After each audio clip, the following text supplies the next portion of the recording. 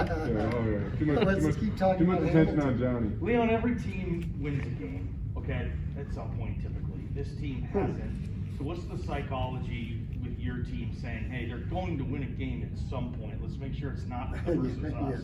Well, our guys are basketball junkies, and one thing that they do know is they know the quality of opponents they played. Every single one of them on the road, and they played the likes of St. Mary's and Michigan and on and on and on. Every team is good that they played, and they also they pay attention to what's going on in the world, and they saw what Texas Southern did to Florida, and that was by 15. And this is a team that had 12 days off. They haven't played for 12 days. They're coming in fresh. They're coming in probably, they had some time to work on their stuff. And I've seen in their scores and in their tapes getting better and better and better. So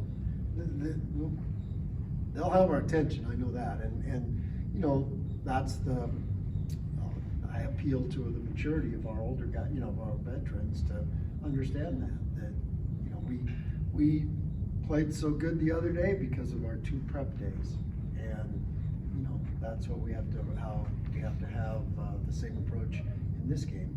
We're going to play the way we practice, and we've had some great practices, and it's starting to show up in the way we're playing. Looking at their schedule, in addition to who they've played, they play a lot of games in short bunches where they have like no prep time, and I gotta believe it's NBA-like, and they're probably tired. Yeah.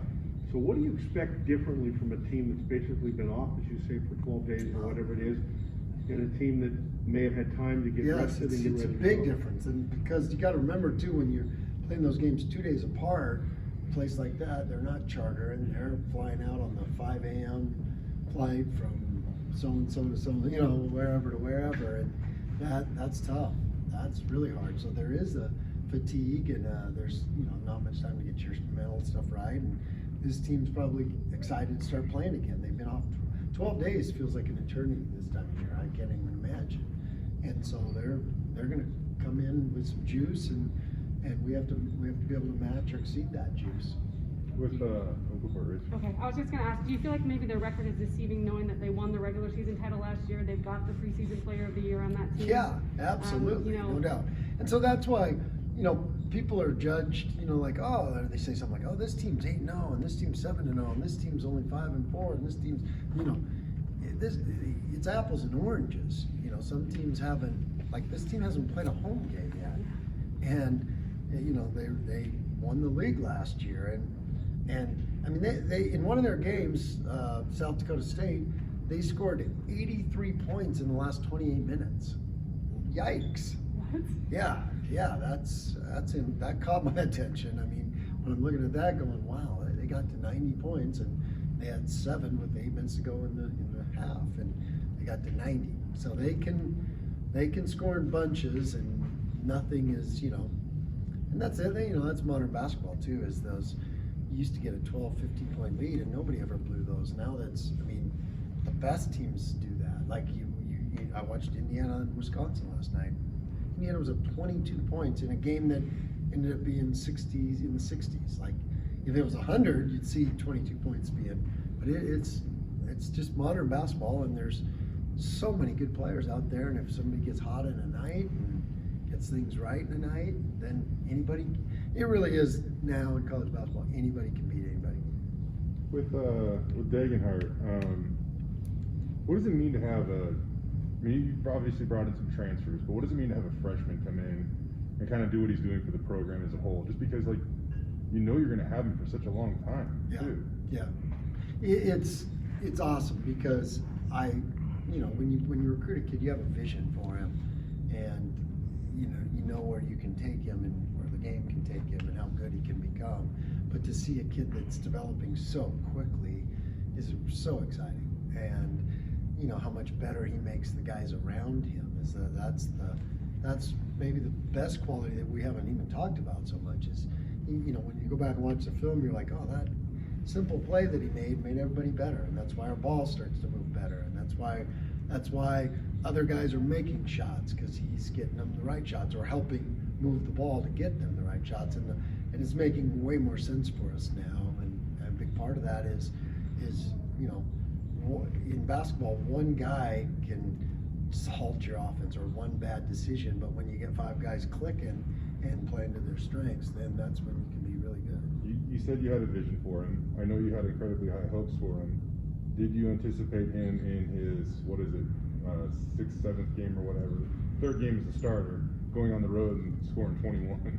Well, no, and the fact that one of those preseason magazines, you don't put a lot of stock into those, but sometimes they have some guys that watch a lot of basketball and watched a lot of basketball over the years say some things, and Frank Burleson wrote some stuff about Tyson, and I was like, that guy knows, and Frank saw the same thing I saw, and he's been around basketball a long time, and so I said, hey, he might not be 100% right, but I am seeing the same thing he does, and I know that we can get him there. Did I know we'd get him there as quickly as we're getting him there? No, probably not, because you hope to, but it's hard, and visual basketball is hard, and you didn't know how the team would gel around him too, and he's just been terrific with that because they all love him, and they all there's great chemistry because he's playing good.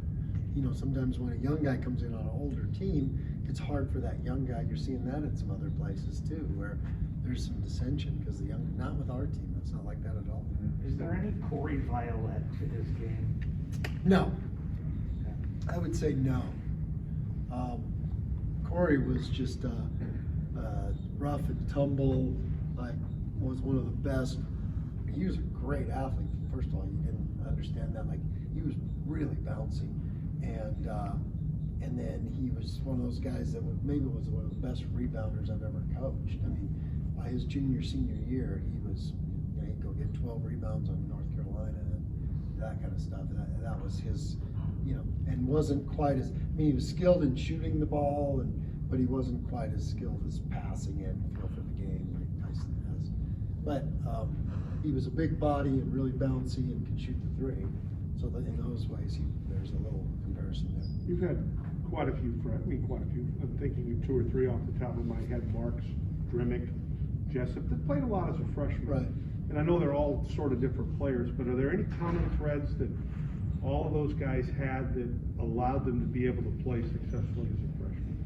Yeah, absolutely. It's supreme confidence in them, and that's the beauty of Tyson is his confidence is just what you'd want. He's a humble guy. He's a down-to-earth guy. He's an old soul, really, and he's just got a great confidence that's uncommon for a freshman. And that thing will take you a long ways, and that's probably why he can step in.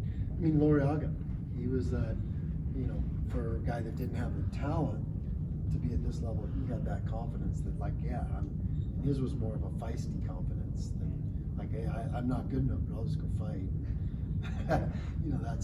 But that's probably the common theme, and that was the thing that attracted me to Derek. When the first time I saw him, I just saw this supreme confidence air about him that it's different than Tyson's, but Tyson has that too.